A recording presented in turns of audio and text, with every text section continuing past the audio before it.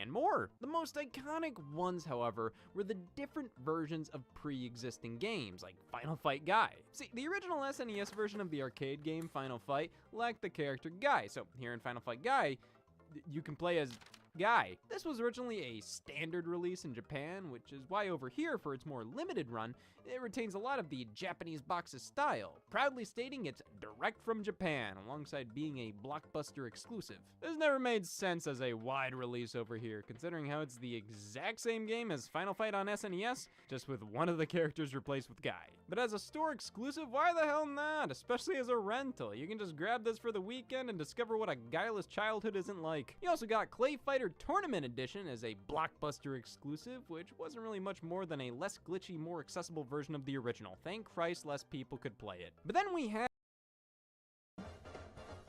later on. It's earlier for them.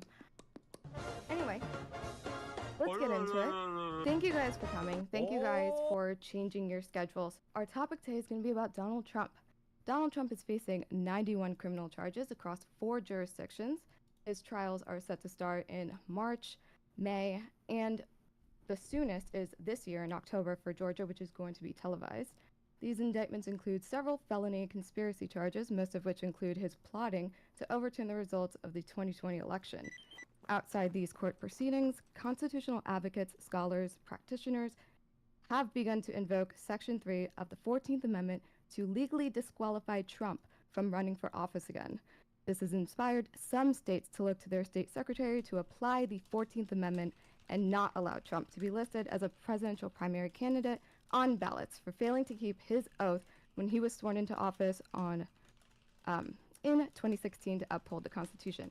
The country is polarized on it, but I want to ask you all, I'm not going to give you an introduction.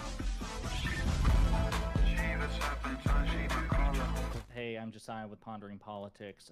Yes, I do think that Trump failed to uphold the Constitution, and yes, as a matter of constitutionality, I do think he should be kept off the ballots.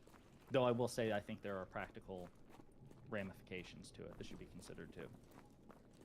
And the white liberal destiny?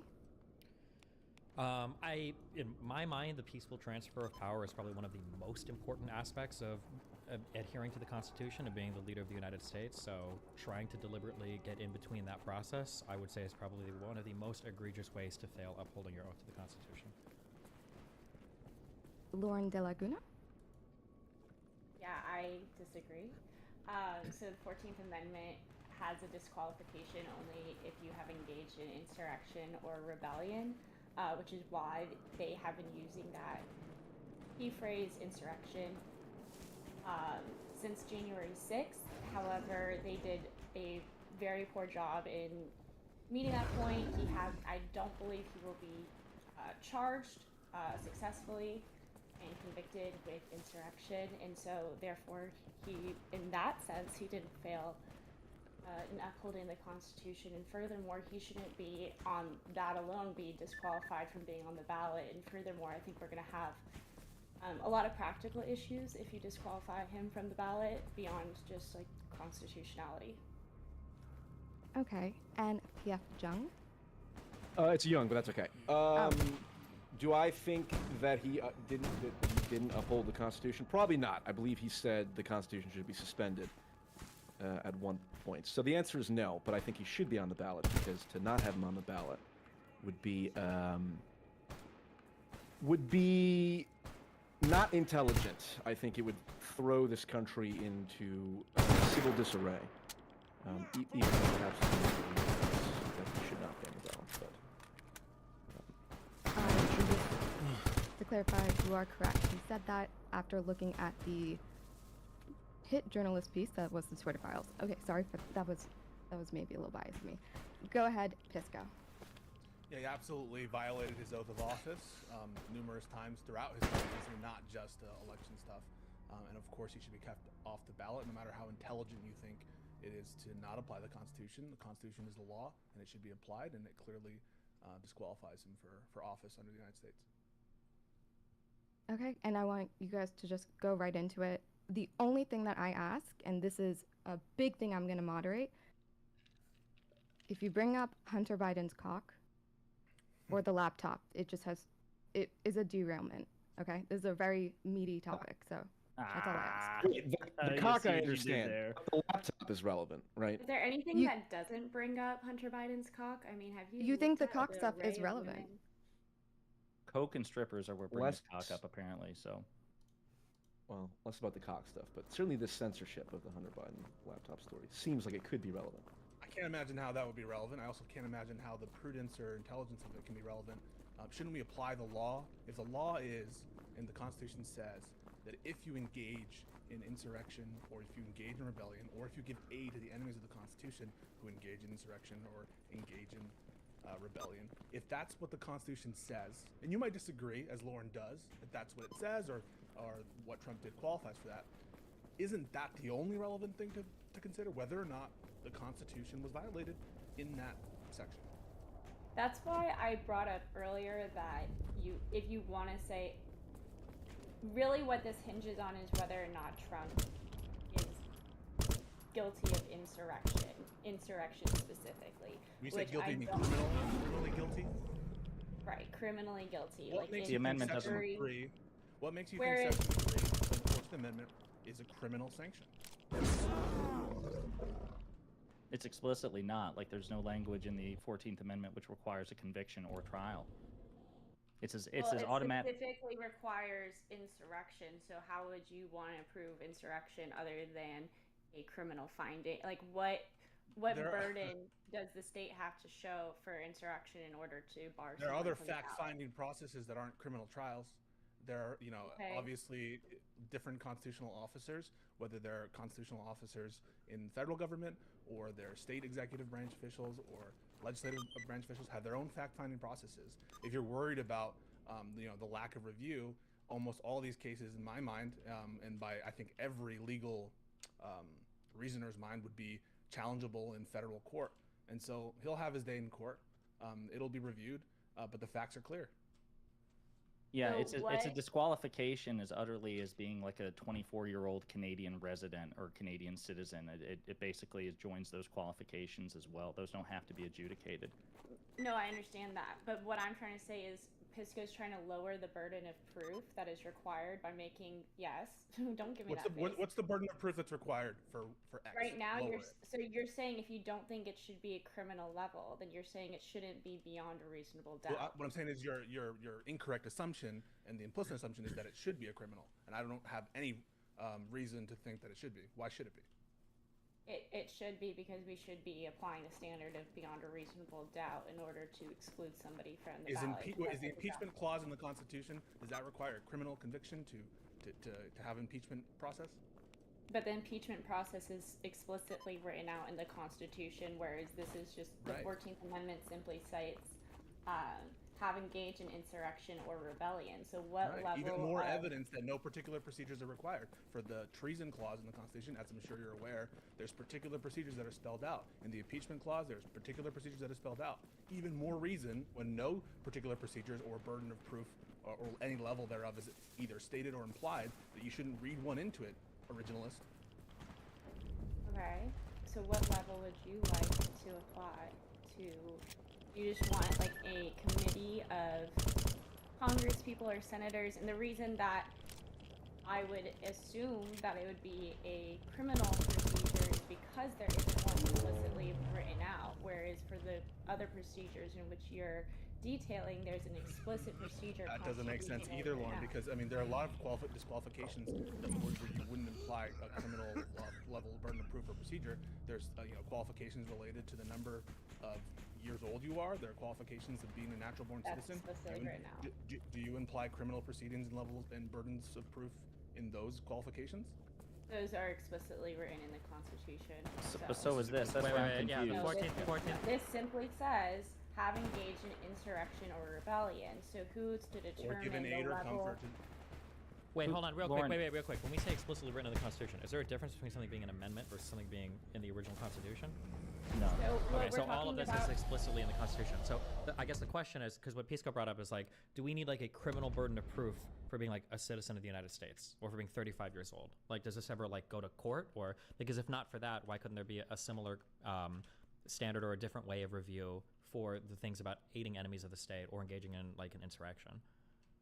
so I don't know how there could be like a criminal, or sorry, I don't know how there could really be a proceeding to determine age, right? Age is just such a concrete fact.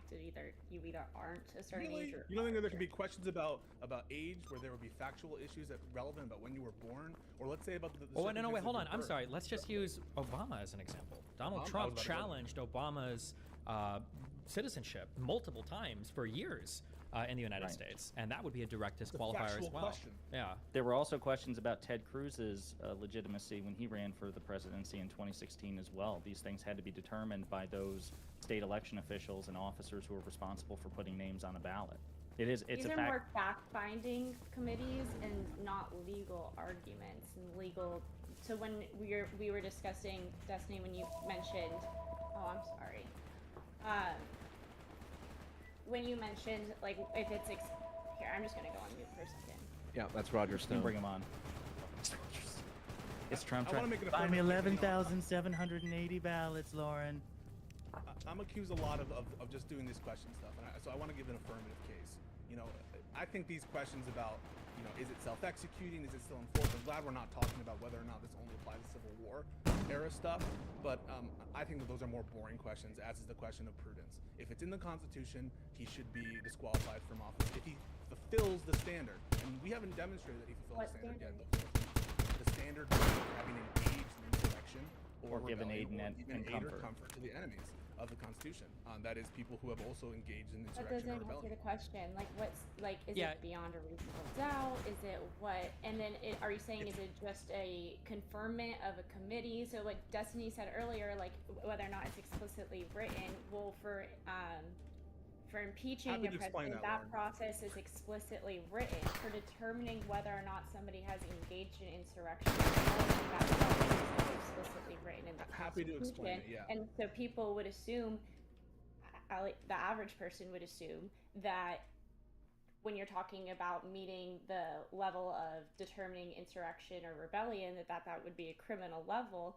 And you're saying that this could just be determined by a group in Congress mean, or in the Senate, or I don't know. And that's not written in the Constitution, so I don't understand how you would come to that finding. Yeah, so like as we've already sort of brought up the examples, I think that break your assumption that there ought to be a default standard for every qualification in the Constitution. I guess when it's convenient, that it should be done in a criminal process. I just don't know from where you're drawing that legal principle. Maybe. Where- Okay, wait, you have some hold on. source Let me ask or- a question. This is cutting through all the bullshit. Okay, so the problem, Pisco, and this is what I don't understand. Okay, is Yeah. Biden goes to run for president, and somebody says, actually, Biden aided an insurrection when he supported BLM. So. Yeah. How do we How does determine that- the how does that work? factualness of this? How do we? What is the body? Who has the standing? Where is the review happening? simple. What? Yeah. Oh, yeah. What is it? That's what I'm curious about. Yeah. So Article 6 of the Constitution requires that every official in the United States, either under state or federal office, swear an oath to the United States Constitution. They're all bound by the Constitution, and they have to enforce the Constitution, right? Just like every official in the United Hold on, States. wait. needs You're to not even enforce- close to answering my I'm about question. to answer the question. Okay, I'm all right. answering the question. You're not even Has close to to it, I enforce think. has to enforce the Equal Protection Clause of the United States, whether or not there's a criminal process, civil process, whatever. In the case of specifically disqualification proceedings, there are a number of different ways in which Section 3 of Article 14 can be enforced. The most simple way would be through an impeachment proceeding, right? That didn't work, but that, in terms of the specific charges levied in the impeachment, that would be a way to enforce Section. Okay, but I thought way. earlier, didn't we literally? Excuse me, I'm not done. Okay. not done. Well, no, hold on. Stop. And Wait, then wait. Hold on. Yeah. Because you took like 3 minutes to give the. You could have literally just said. No, that through wasn't that wasn't 3 minutes. That was. You could have just said. You could have just But said. you did ask him a question, Yeah, so wait, shouldn't he get yeah. the answer? Yeah, but he didn't. Okay, go for it. Yeah. ahead. So impeachment, state secretaries of state who are in charge of determining qualifications on their ballots, doing it for themselves. And when that decision is ultimately and inevitably challenged by Joe Biden, let's say if he's being disqualified for, I don't know, giving assistance to Black Lives Matter, in your hypothetical, that would be challenged in federal court. There would be an evidentiary hearing in the trial court that would be ultimately appealed up to the Supreme Court. So now As it we is do all trial, these issues. Now it is criminal level. So now it That's is. not a. criminal. I'm sorry. What part of what I just said was criminal? So civil. It is a civil proceeding then. So yeah, it would be a civil. So Okay, we're going. but Wait. So we're going. It's a proceeding in court. Yes, Where it is- would be reviewed in court. in federal court. And if the state Wait, you're and disqualified it's a preponderance of evidence to disqualify somebody from running for the president of the United States? I mean, that standard of proof, you're asking what is the burden of proof related to engaging in insurrection. That's a question ultimately that, the courts are going to have to come to a conclusion on.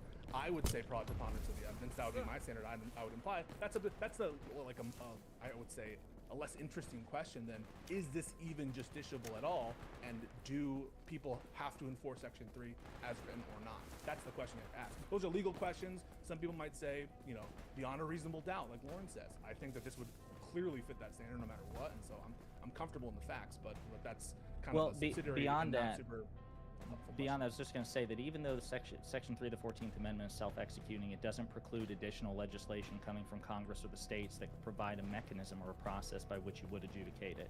It's just saying that in the absence of that, you can still appeal to Section 3 of the 14th Amendment. So it may very well be the case that Trump's eligibility for the presidency is challenged, either because Secretary of State kicks him off the ballot because they're looking at it in Michigan and New Hampshire potentially doing just that, and Arizona as well, or in a red state they choose to keep him odd, and citizens can challenge that, and then through the course of the proceeding, it may very well be that states adopt a process by which to make that determination state by state by state, or maybe the Supreme Court will come up with some sort of process that's required for all 50. I don't know, but just because there's no process now Go ahead, Lauren. doesn't mean Kind of- there won't be one.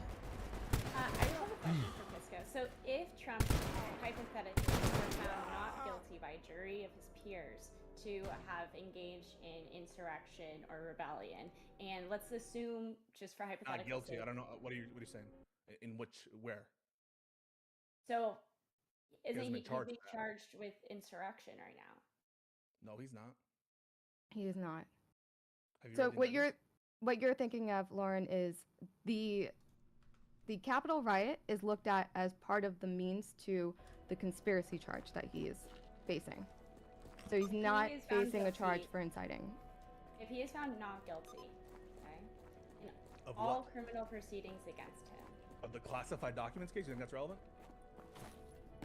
if somebody wants to use that as evidence of rebellion or engaging in helping the foreign enemies, or if anyone wants to use any of these criminal proceedings as proof that he is engaging in insurrection or anything Too of the loose. kind. You have to be more narrow. Specify the crime. Specify the charge that you're talking about. What kind of thing you're talking about. And I can just short circuit this all. Whatever you're going to talk about, everything he's charged with are not the same things as engaging in insurrection or rebellion or giving aid and comfort to enemies thereof, as the 14th Amendment defines. So everything he's been charged with isn't going to be one-to-one to the standard in the 14th Amendment, if that's where you're going. Why do you think? Okay, it may not There would be no one-to-one.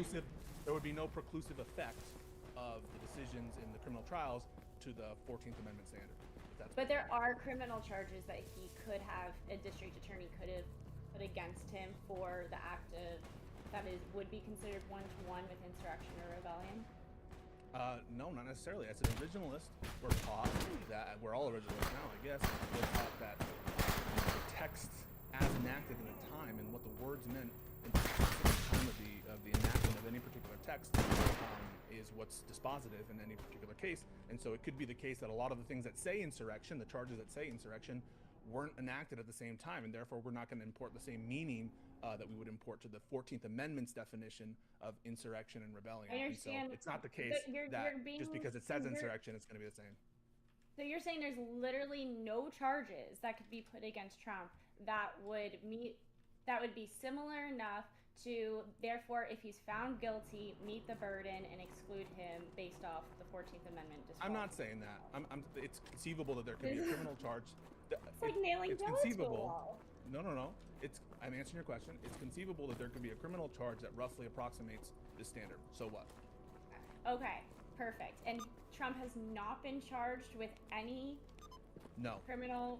I think okay. explicitly they're Criminal avoiding what? those charges of anything related to he like hasn't sedition or received- insurrection. You're talking about incitement of insurrection. You're talking about insurrection itself. I mean, Trump wasn't literally holding guns. He didn't use force. So what are you talking about? So you're saying that there is no district attorney that is charging him with any even similar or approximation to No. the one? Okay, all right. So don't you think that's a bit odd to then try to exclude him from the ballot if he's not even being charged with the potential crimes that would be Yeah. used to preclude him from the ballot in the first place. What I'm hearing from you is not strictly speaking a legal argument. You're saying, isn't it weird? Isn't it like, doesn't it feel odd? Isn't it not prudent given the fact How that can you- prosecutors are? I just want to be clear. What you're giving is not a legal argument. You're asking, isn't it weird? And It's my a answer bit to that odd. is the standards of what? It seems, hear me out though. If you're trying to exclude someone from the ballot, but then you want to avoid having to meet a burden of proof because, like you said, he didn't have guns, he didn't have weapons. How are you going to charge him with? No one said you're dodging a insurrection? burden of proof. You just pulled that out of nowhere. No one says that you're dodging a burden of proof in whatever the relevant forum is, and almost certainly that Okay, would Pisco? end up in civil court. Yeah. Pisco, if you can answer, how Yeah. does one get removed from the ballot? Like, what is Yeah. it going to look like to do that? Because I think what she's getting at, like, they have to prove something. No? Yeah, different states. So the reason why this answer, even in the articles that are in support of it, they don't ever specify a one particular pathway is because there's multiple and different states have different pathways. So in states in which the secretaries of state have to determine the qualifications of every candidate, think about it. Just like Stephen brought up the the age of a candidate, where they're from, where they're born, there are state officials that have to make decisions about whether they're qualified to be on the ballot, right? In terms of residence, there's obviously, you guys are aware of that, for federal legislative representatives, you need to be a resident of the state for a certain period of time. There But are doesn't state that- officials. Doesn't that Yeah. warrant a lot of what Lauren is bringing up? Which, according to what you're saying, it sounds like, yes, there's like, it makes sense for him to get removed from the ballot under the 14th Amendment. It's right there. But you know what? How it happens, it could change. It depends, you know? Yeah, And when no, there's no, no, like, so set standard, people are going to question for any the particular process. state, so I would say in the main run of states, there are state secretaries of state who are in charge of elections in any given state. Agree? Everyone seems to agree with that. They can be appointed, they can be elected. They make official decisions, official acts, either in promulgated in rules or just decisions that have legal force. They'll exclude people from ballots for any number of reasons. In the past and moving forward, secretaries of state often have that authority, right? And so when a secretary, when a presidential candidate was excluded from the ballot for whatever reason. for 14th Amendment purposes, I'm not aware of that. Oh, wait, hold on, wait. Because, hold on, because you just said that you made it sound like willy-nilly any Secretary of State can just like strike somebody from When the did- ballot. when did I say that willy-nilly? seems to be because you just said for a variety of purposes, and then Lauren challenged you. Can you give one example of that happening? Now, I don't know, maybe it has, but I'm curious. Has there been an example of a Secretary of State? So, like in Florida, we've got DeSantis. He Disqualifying appoints someone secretary. from the ballot. Yeah, just saying like, sorry, you're not on the ballot right now. Has this happened in a Yeah, presidential in a presidential election? For presidential candidates in the last 20, 30 years, I'm not aware of them. I'm not aware of them. Okay, because that to me, that sounds They like have if, ultimate. that sounds like to me if that would happen, that would I can- be a I can major. get you disqualified.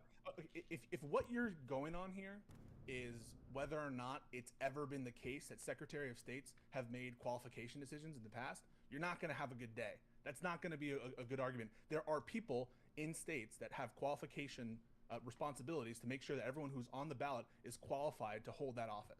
And for you to pretend, and for everyone here to sit and listen and pretend that's not the case, that people aren't either being qualified No or one's disqualified for pretending that's office not in the this case. country It's just that is so absurd. no one is pretending that's not the case. It's just the issue. I think the issue is that earlier it seems like we kind of brushed over like, oh, well, there's a lot of different processes and blah blah blah blah blah. But it feels like for literally removing somebody from the ballot, probably the most important part of that question is the process. That's probably more important than literally every other part of this question. And I don't You're know. not hearing, even. Well, I'm hearing you. Interested to hear. Okay. Well, I'm hearing you, but the problem is Okay. you take like 5 minutes, So and for any- 4.5 so minutes of your I'll answer, you're not try- talking about I'll try anything. to Well, no, wait, So let me be really I'll clear. try to No, be wait, better wait, really because crystal clear. you're not I can ask you a crystal clear question because you haven't answered anything so far, I don't think. The crystal clear Well, I question have, is yeah. somebody wants to say, let's say somebody says Biden aided and abetted BLM and they attacked public institutions. I consider that to be a form of Or the aiding and state insurrection. secretary Let me strikes finish. him from the ballot. Yeah. So what is the process by which people strike Biden from the ballot? for that? DeSantis has appointed Secretary of State, assuming this is the law in Yeah, Florida. yeah, the states it can be is. different, They're so appointed, I'm yep. putting these caveats. Yep. But I don't know if he's a qualification person in Florida. He says Biden engaged in insurrection and rebellion. He's gone from the ballot. Yes. I think that's the end of the question. What did I say would happen as soon as that occurs and he takes an official action as against Biden?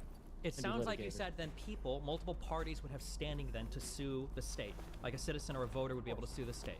of course. Okay, No, wait, but then the question, we've already... Who probably sues, Stephen? Wait, Stephen, who probably sues? It could be the party, it could be the voters, it could be the candidate, How about it could Joe be... Biden? Yeah, How the about candidate, Joe Biden? yes, yeah. Joe Biden sues, Sure. who does he sue?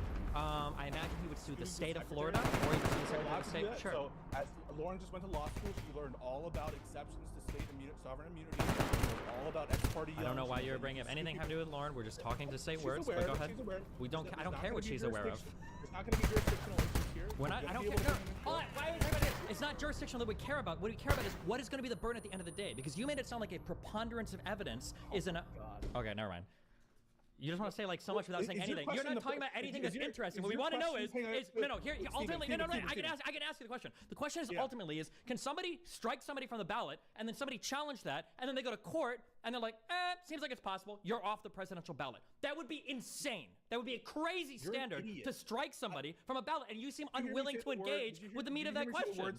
Wait. Did you hear me say the words that there would be an evidentiary hearing and evidence would be put on in a trial? Yes, I specifically heard you say. I specifically heard you say earlier that something like a preponderance of evidence would be adequate to strike somebody from the presidential ballot. I heard you say that. Hold on, did you say that or did I hear that? Am I making that up? Did anybody else in here hear him say that? Am I making that up? I would say what I told you, Steve. Stop arguing. I would put the standard of proof that's typical in civil cases. With respect, which is usually preponderance of evidence in civil court, but I would say that that's an ancillary illegal question. How is that ancillary? You're asking about who's the fact finder, right? The question of what the burden of proof is for that particular fact finder is a different question than who the fact finder is. It is, but I think both the fact finder and the burden of proof are really important. Are they not? Yeah. Would you not be comfortable with a preponderance of evidence standard with respect to the 14th Amendment? I don't think so. Personally, no. Would you be comfortable with a preponderance of evidence standard? That is to say, if a court determines by a preponderance of evidence that Barack Obama was born, it would be on the ballot. I don't think the preponderance of evidence is good enough there to remove somebody. Let me ask that question again for you, Stephen. If a court